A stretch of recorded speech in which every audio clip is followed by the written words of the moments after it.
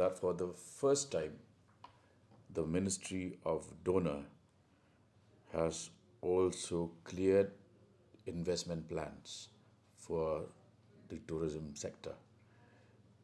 All this while, it has always been the Ministry of Tourism and funding agencies like ADB, NDB. But this year, the Union Minister, Honorable Union Minister of DoNER, Mr. Scindia, has cleared a total kitty of 220 crore projects for tourism projects at SOHRA. And he is likely to attend this year's Cherry Blossom Festival and lay foundation stones for a few projects in and around SOHRA up to the tune of 220 crores for these major initiatives and innovations in the SOHRA region.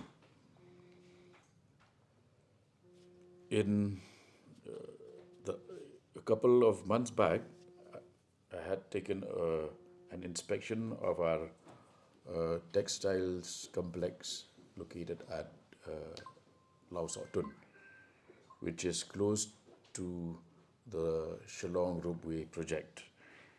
And in the presence of officers of both the textiles and the tourism department, we have now gone ahead to push for the creation of a heritage resort, which will be the oldest of its kind in the Northeast.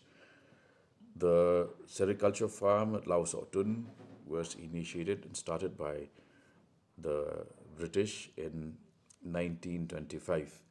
Now it's a heritage project, and to further enhance and elevate the experience of visitors to Meghalaya, we will combine activities of both the textiles department and